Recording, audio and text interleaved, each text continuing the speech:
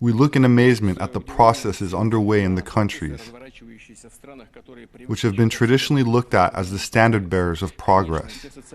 Of course, the social and cultural shocks that are taking place in the United States and Western Europe are none of our business. We are keeping out of this. Some people in the West believe that an aggressive elimination of entire pages from their own history reverse discrimination against the majority of the interests of a minority and the demand to give up the traditional notions of mother, father, family, and even gender.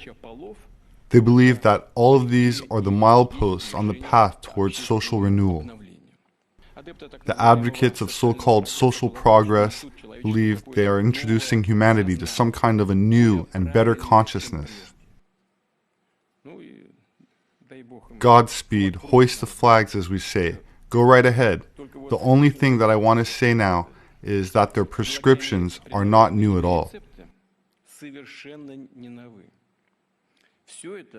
It may come as a surprise to some people, but Russia has been there already. After the 1917 revolution, the Bolsheviks, relying on the dogmas of Marx and Engels, also said that they would change existing ways and customs. And not just political and economic ones, but the very notion of human morality and the foundations of a healthy society. The destruction of age-old values, religion, and relations between people, up to and including the total rejection of family. We had that too. Encouragement to inform on loved ones. All this was proclaimed progress and, by the way, was widely supported around the world back then and was quite fashionable, same as today. The fight for equality and against discrimination has turned into aggressive dogmatism bordering on absurdity. When the works of the great authors of the past, such as Shakespeare, are no longer taught at schools or university because their ideas are believed to be backward. The classics are declared backward and ignorant of the importance of gender or race. In Hollywood, memos are distributed about the proper storytelling and how many characters of what color or gender should be in a movie. This is even worse in the agitprop department of the Central Committee of the Communist Party of the Soviet Union. Countering acts of racism is a necessary and noble cause, but the new cancel culture has turned it into reverse discrimination, that is, reverse racism. The obsessive emphasis on race is further dividing people, when the real fighters for civil rights dreamed precisely about erasing differences and refusing to divide people by skin color. I specifically asked my colleagues to find the following quote from Martin Luther King. "I have a dream that my 4 little children will one day live in a nation where they will not be judged by the color of their skin, but by their character."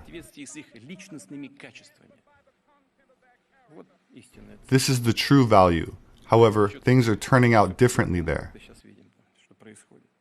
By the way, the absolute majority of Russian people do not think that the color of a person's skin or their gender is an important matter. Each of us is a human being. That is what matters. In a number of Western countries, the debate over men's and women's rights has turned into a perfect phantasmagoria. Zealots of these new approaches even go so far as to want to abolish these concepts altogether. Anyone who dares mention that men and women actually exist, which is a biological fact, risk being ostracized. Parent number 1 and parent number 2, birthing parent instead of mother and human milk, replacing breast milk, because it might upset the people who are unsure about their own gender. I repeat, this is nothing new. In the 1920s, the so-called Soviet Kulturträgers also invented some new speak, believing they were creating a new consciousness and changing values that way. Not to mention some truly monstrous things when children are taught from an early age that a boy can easily become a girl and vice versa. That is, The teachers actually impose on them a choice we all supposedly have. They do so while shutting the parents out of the process and forcing the child to make decisions that can upend their entire life. They do not even bother to consult with the child's psychologist. Is a child at this age even capable of making a decision of this kind? Calling a spade, this verges on a crime against humanity, and it's being done in the name and under the banner of progress. Well, if someone likes this, let them do it. I've already mentioned that in shaping our approaches, we will be guided by a healthy conservatism. That was a few years ago, when passions on the international arena were not yet running as high as they are now, although, of course, we can say that clouds were gathering even then. Now, when the world is going through a structural disruption, the importance of reasonable conservatism as the foundation for a political course has skyrocketed, precisely because of the multiplying risks and dangers and the fragility of the reality around us. President Vladimir Putin says that woke ideology is destroying Western civilization, condemning far-left progressivism, and compared it to Russia's darkest days during the 1917 Bolshevik Communist Revolution, in which the Soviets seized the means of production and overthrew the government.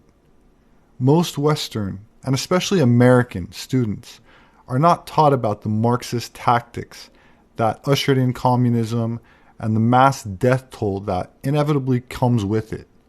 Instead, they are taught critical race theory, which is Afrocentric propaganda that is not about bringing about equality, but rather demonizing and vilifying one demographic in an effort to eradicate an existing power structure and bring about its collapse.